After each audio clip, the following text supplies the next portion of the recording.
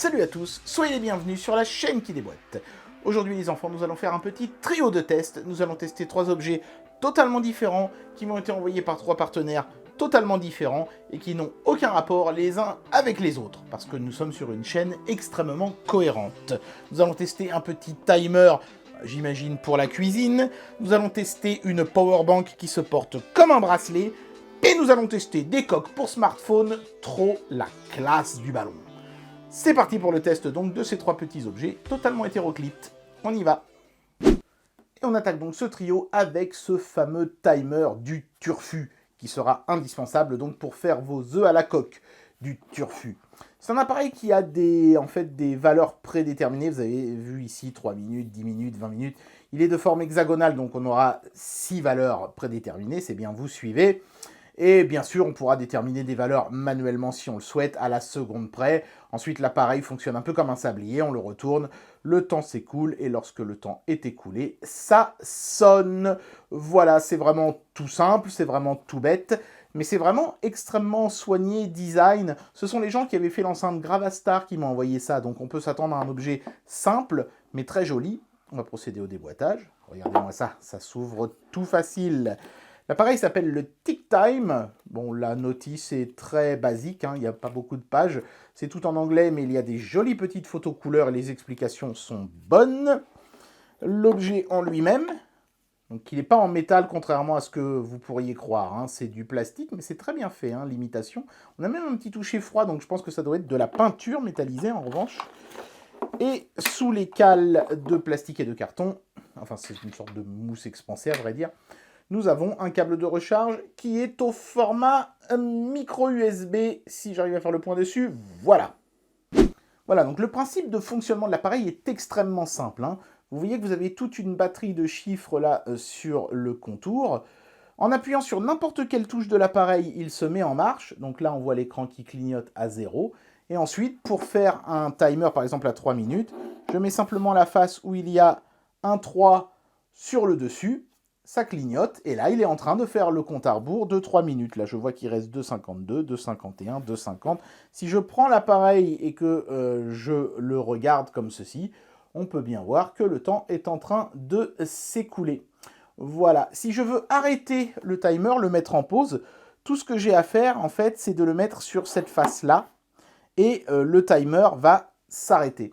Ici, vous pouvez voir le petit haut-parleur qui va sonner lorsque le timer sera arrivé à 0. Voilà, et là, si je le remets sur 3, il recommence à faire le compte à rebours sur les 3 minutes. Voilà, donc je choisis le temps que je veux, sachant bien entendu que à l'aide des boutons ici, je peux augmenter les minutes si je le souhaite et augmenter les secondes si je le souhaite. Donc je peux partir de n'importe lequel de ces compteurs, ou de 0, hein, si j'appuie sur les boutons directement après avoir allumé l'appareil, pour mettre un compte à rebours personnalisé. Et puis, une fois que le compte à rebours est terminé, on entend une petite sonnerie. Grâce à la magie du montage, vous allez pouvoir l'entendre tout de suite. Vous pouvez voir que quand le compte à rebours commence à arriver à échéance, ça clignote plus rapidement. Il reste très exactement 10, 9, 8, 7, 6, 5, 4, 3.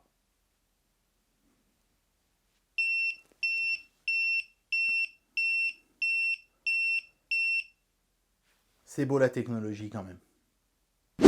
Deuxième objet de ce trio de tests, la powerbank qui se porte comme un bracelet. Ouais, parce que, quitte à avoir une powerbank toujours sur soi, autant l'avoir littéralement sur soi.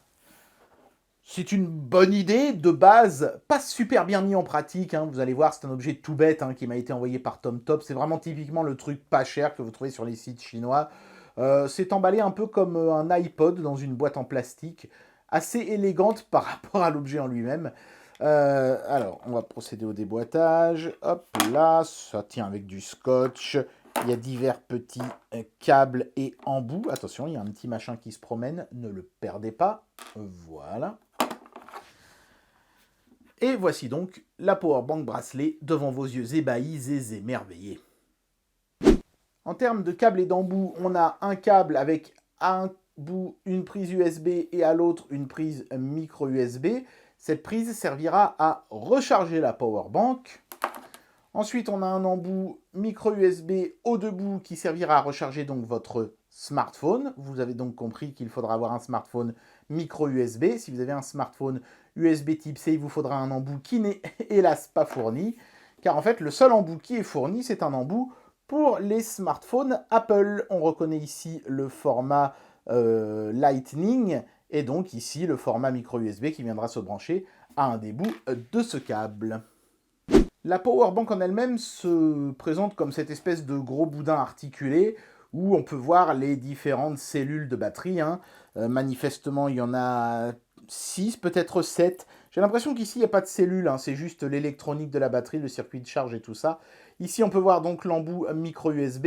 Donc, on branche le câble qui est micro USB aux deux bouts ici, et l'autre bout donc à son smartphone. Je le répète, si vous n'avez pas de smartphone micro USB, si vous êtes en USB type C, il faudra acheter un adaptateur séparément, ça c'est un petit peu dommage. Je me demande si cet objet n'a pas déjà quelques années et n'est pas sorti à une époque où l'USB type C n'était encore pas généralisé. Voilà.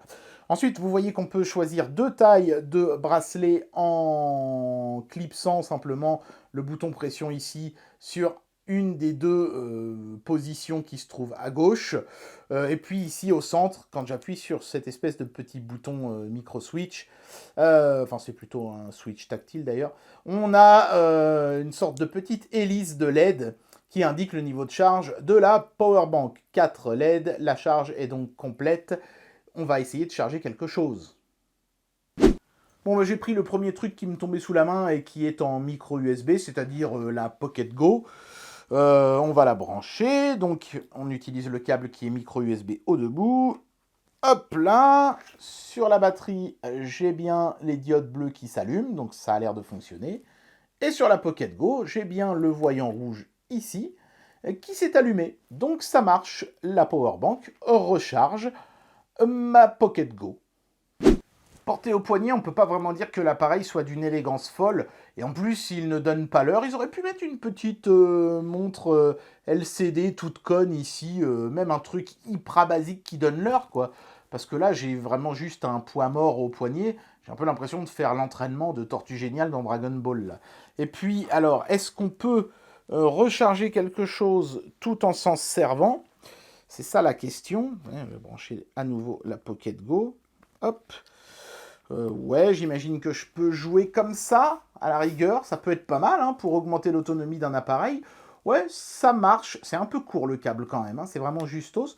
Mais ça marche. Je peux jouer à ma Pocket Go tout en la rechargeant avec ma batterie au poignet. Alors la batterie, elle fait 2200 mAh. C'est pas énorme pour un machin aussi gros. On aurait pu espérer au moins le double. C'est dommage. Mais bon, c'est mieux que rien, diront certains.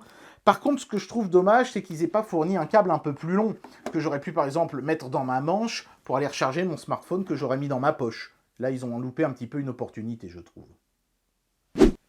Et on termine ce trio de tests avec donc des coques pour smartphone. Ouais, en général, c'est pas un truc que je teste, les coques pour smartphone, parce que voilà, il y a juste à vous les montrer, c'est pas hyper intéressant, c'est juste, oh regardez, les coques pour smartphone, elles sont jolies, voilà, fin du test. Mais celle-ci était vraiment tellement cool que j'ai pas pu résister à l'envie de vous les montrer, quoi. Je les ai trouvées vraiment magnifiques, et d'ailleurs, l'une d'entre elles équipe actuellement mon smartphone. Je vous la montrerai en dernier, ça fait déjà 15 jours que je m'en sers. Comme ça, en plus, vous pourrez voir comment les coques se comportent quand on s'en sert au quotidien. Parce que si vous avez une jolie coque, mais qu'au bout de 15 jours, elle est dégueulasse et pleine de rayures, évidemment, ça ne sert pas à grand-chose. Il y avait un chouette petit carton Thank You qui était fourni avec et qui demande de faire une petite note à 5 étoiles. C'est devenu une habitude maintenant pour des objets qui proviennent de sites comme Amazon. Chacune des boîtes est assez joliment présentée. Bon, c'est des boîtes en carton, mais avec un petit effet faux cuir un peu croco, assez sympa. Le logo du site web qui vend ces choses-là, Bazar Dodo, j'adore le nom déjà, donc ça commence bien. Il y a une sorte de chouchou pour les cheveux qui emballe la boîte, pourquoi pas. Voilà, ça pourra vous permettre d'embêter votre petite sœur. Tiens. Et puis à l'intérieur, on a directement la coque. Il n'y a pas de fioriture, c'est vraiment juste la boîte en carton. Une petite cale quand même en mousse touchée velours pour que la coque s'abîme pas pendant le transport. Et regardez-moi cette coque, elle est franchement super jolie, avec une surface brillante comme ça. C'est magnifique. Donc ce sont des artistes qui travaillent pour le site Bazar Dodo qui ont dessiné ces coques. Il y en a vraiment pour tous les goûts. Il y a du cyberpunk, il y a comme ça de l'ambiance un peu néon. Vous allez voir, je vais vous montrer les autres aussi. Et ces coques ont la particularité d'avoir quelques petits éléments qui sont phosphorescents. Vous voyez, par exemple, les lettres ici brillent dans le noir. Bon, ça ne sert pas à grand-chose, mais c'est fort joli, ma foi. Ils ont aussi des coques qui ont des micro-LED intégrés, semble-t-il, mais qui ne fonctionnent qu'avec les smartphones qui peuvent fournir de l'énergie. Ce qui, malheureusement, n'est pas le cas de mon Galaxy S8, puisque là, je vous montre des coques pour mon téléphone, c'est-à-dire le Galaxy S8. Voilà, je vais vous montrer celle-ci. Voilà, donc là, on est plus sur du cyberpunk. C'est exactement la même, hein, à part ça. Hein. Donc on a cette espèce de contour qui est caoutchouteux et qui est très fin. À l'intérieur, on a une sorte de plastique avec une petite texture qui est assez jolie. Et donc à l'extérieur, je ne sais pas trop ce que c'est cette matière. C'est une sorte de plastique qui est recouvert d'une fine couche. Je sais pas, je pense pas que ce soit du verre, mais ça m'a l'air d'être plus costaud que du bête plastique. Ça a l'air, c'est peut-être une sorte de bakélite, un plastique endurci. Je ne sais pas ce que c'est exactement, mais c'est une très belle matière en tout cas. Bon, après, le dessin dessus, on aime ou on n'aime pas. Hein. Ça, c'est comme toujours sur les coques, selon vos préférences personnelles. Je vais vous montrer celle-là aussi. Celle-là, elle est plus dans le style manga animé. Voilà. Toujours dans la même matière. C'est vraiment des coques hyper quali. D'ailleurs, je vais vous montrer celle qui est sur mon smartphone. Bien, donc ça fait 15 jours qu'une de ces coques, hein, puisqu'il m'en avait envoyé 4 au total chez Bazar Dodo, est posée sur mon smartphone. J'ai pas pris de précautions particulières, hein, j'ai laissé le truc se promener dans ma poche, sur des supports, comme la table ici, au milieu de trousseaux de clés, de pièces de monnaie et de choses comme ça. Et la coque est toujours parfaitement lisse et belle, sans rayures, pas même de micro-rayures. On est clairement sur quelque chose de plus solide que du bête plastique. Je ne sais pas ce que c'est que cette matière, mais ça marche. Regardez, ce design, il est sympa. Hein, on a la DeLorean de Retour vers le futur, au pied d'un bâtiment avec un truc marqué en japonais. J'espère que c'est pas Barapute, hein, parce qu'on est quand même sur une chaîne YouTube familiale et bon enfant, ici, bordel de cul. Et puis, ces petites fenêtres ici sont phosphorescentes. Voilà, donc c'est vraiment une coque super sympa. Elle épaissit presque pas le téléphone. Regardez-moi ça, c'est franchement classe. Elle est légère en plus. Vraiment sympa. Hein. En plus, sur le S8, comme le capteur d'empreinte est à un endroit un peu bizarre, le fait que maintenant il soit dans un creux le rend plus facile d'accès. Par contre, les poussières ont tendance à aller s'accumuler dans les petits interstices ici. Hein. Mais bon, ça j'imagine que c'est le cas d'un petit peu toutes les coques. On a des reliefs pour les boutons qui sont dans un plastique un peu plus dur que le caoutchouc tout autour. Ce qui fait que finalement, on garde le feeling d'un téléphone nu, mais avec une chouette petite coque qui a un design, ma foi, fort sympatoche. Bien voilà, ainsi s'achève le trio de test de ces 3 objets. Alors je vais vous donner rapidement mon ressenti pour chacun de ces 3 objets. Celui-ci est sublimissimement bien fait, mais il n'est pas très utile. Celui-ci est très utile, mais il n'est pas sublimissimement bien fait. Et celui-ci est à la fois utile et bien fait. Des 3, c'est celui-ci mon préféré. Mais j'ai un petit faible aussi pour ça, j'aime bien les objets totalement inutiles, et donc forcément totalement indispensables. Et bien voilà, ainsi s'achève ce petit trio de tests. J'espère que ces 3 petits objets vous auront intéressé, j'espère que cette vidéo vous aura plu, et moi je vous dis à très bientôt pour un prochain test. Allez, tchuss!